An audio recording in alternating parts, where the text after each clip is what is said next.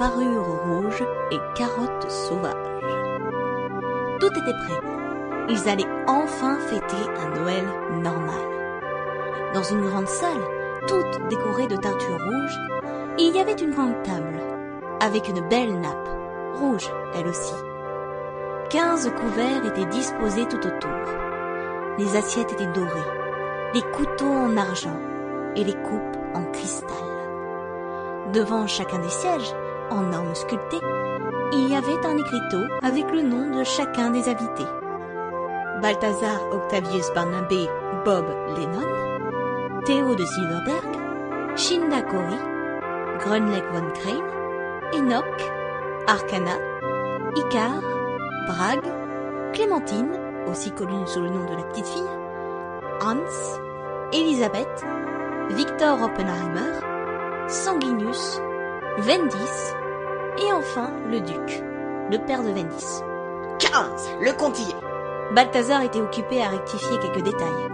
Cette soirée promettait d'être splendide, c'était le mot. Dans la cuisine, Grunleck préparait, avec l'aide de Chine, du poisson en papillote. Le demi-élémentaire découpait en rondelles des carottes qu'il avait ramassées tout autour de la maison. Il s'occupa ensuite de préparer l'apéritif en mettant des cacahuètes dans des bols, ainsi que des petits fours sur les assiettes. De son côté, Grunleck s'amusait comme un enfant à qui on offre de nouveaux jouets. Faire une cuisson différente par morceau de poisson l'amusait beaucoup. Pour Sanguinus, il ne prit même pas la peine de cuire le saumon. Un petit passage à la poêle, un peu d'assaisonnement avec quelques oignons, et là, le ingénieur était content de son plat. Théo, de son côté, finalisait les décorations électriques. Grâce à l'ingéniosité de Grunleck, qui décidément s'occupait de tout dans cette fête, ils avaient réussi à créer des guirlandes lumineuses aux couleurs rouge, jaune, verte et bleue. « Tout est bon ?» demanda Bob. Normalement oui, confirma Shinda en posant les assiettes de petits fours et les bols de cacahuètes. Grun finit juste l'assiette de ta belle-mère. Comme pour accompagner les dires du demi-élémentaire, une lueur vive et chaude parvint de la cuisine. Shin sourit et alla aider le cuisinier. « Tu stresses ?» fit soudainement Théo derrière Bob. « D'abord que Clémentine vienne ? Elle est morte. Pourquoi j'aurais peur qu'elle soit là ? Ça voudrait dire que j'avais raison depuis le début. » Ouais, c'est ça, moque-toi. Sache que tu vas devoir manger avec des hérésies ambulantes. Mon père, mon adorable belle-mère, Icare, moi... Moi, j'ai l'habitude. Et je plains mon très cher maître. Tu vas tenter de te rouler dans le foin avec Elisabeth cette fois-ci ? C'est possible, en effet. Théo se tendit légèrement, ce qui sauta aux yeux du pyromancien. « Quoi ?» s'étonna le mage. « Serais-tu jaloux ?» ?»« Moi, jaloux ? C'est payable. Tu te moques de moi, j'espère. En plus, je te vois même pas pourquoi tu dis ça. » Mais malgré ce qu'il venait de dire, on pouvait voir ses pommettes se teindre d'une couleur plutôt rosée, et même carrément rouge. Balthazar ricana dans sa barbe et passa sa main sur le visage du paladin. « Allez, mon bel inquisiteur au grand cœur, ce n'est qu'une simple soirée de Noël. Jouis donc. » À ces mots, on frappa à la porte, alors que les 4 aventuriers accueillirent leurs invités. Ce fut Enoch et Arcana qui arrivèrent les premiers. La succube était d'une beauté incroyable et vêtue d'une robe un peu moulante en velours rouge qui descendait jusqu'au sol. Ses yeux d'un rouge flamboyant semblaient jeter des flammes à chaque battement de cils. Enoch, de son côté, était tout aussi beau. Ses beaux cheveux noirs tombaient en cascade sur ses épaules. Il portait un queue de pie en velours rouge aussi, et un haut de forme qu'il ôta de sa tête et posa sur une commode. Les invités arrivèrent ensuite, les uns après les autres. Vendis avait encore grandi et dépassait maintenant son père. Sanguinus, Victor et Bragg arrivèrent ensemble, comme de vieux amis qui se connaissaient depuis toujours. Icare fit une entrée éblouissante, ce qui est normal pour une élémentaire de la lumière.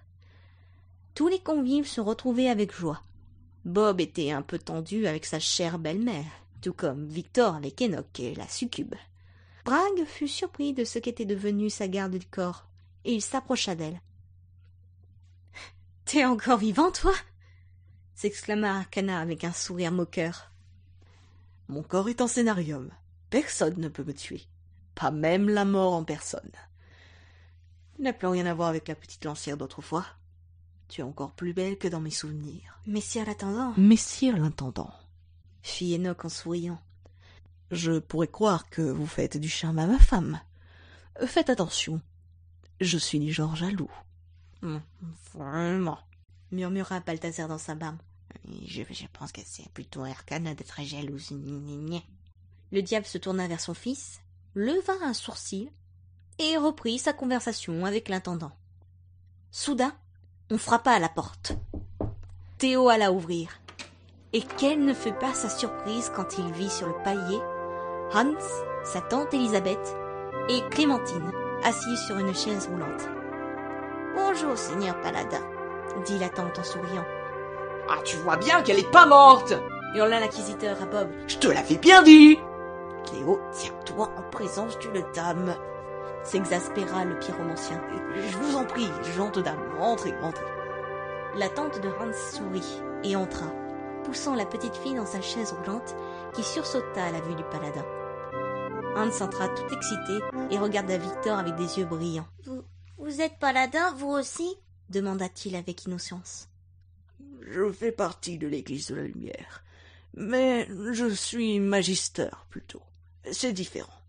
Je forme plus les gens à devenir paladins. » « Donc, quand je rentrerai à l'école des paladins, c'est un homme comme vous qui sera mon maître ?» Oui, sûrement. Le maître de Théo rit et ébouriffa les cheveux du petit garçon. Maintenant que tous les invités étaient arrivés, ils se mirent à table. Ils mangèrent le délicieux repas préparé par Grunleck. Quand vint le moment du plat principal, le nain cuisinier et Shinda apportèrent les morceaux de poisson qui étaient recouverts d'un morceau de velours rouge. Avec gourmandise, chacun souleva le morceau de tissu et découvrirent leur morceau de poisson. Hans et Clémentine avaient du saumon en bonbons et en pâtisserie. Ceux d'Arcana et Enoch étaient à moitié brûlés. On pouvait voir que l'assiette d'Élisabeth était magnifique et qu'on y avait mis un soin particulier. Après ce repas délicieux, le moment des cadeaux vint alors. Et on pouvait voir 14 enfants surexcités. Oui, 14, car Clémentine regardait tout cela avec tristesse. Elle ne pouvait pas bouger, ni même se réjouir, alors que même le diable était comme un gosse quand Sanguinus lui tendit un paquet cadeau. Hans vit la détresse de la petite fille et s'approcha d'elle. Il s'assit sur ses genoux et approcha son visage très près du sien. « Joyeux Noël !» dit-il gentiment. Et il lui fit un petit bisou sur la bouche, tout mignon, ce qui fit sourire Clémentine. Bob, de son côté, attrapa Théo par le bras et l'emmena dehors. « Viens, j'ai un cadeau pour toi, » dit-il. « Pourquoi tu m'emmènes dehors pour me l'offrir ? À l'intérieur, ça aurait été tout aussi bien. » Le pyromancien s'approcha du fils de la lumière et l'embrassa. Et, alors que la neige tombait et que le froid s'insinuait à l'extérieur, deux âmes amoureuses donnaient pleinement sens à la magie de Noël.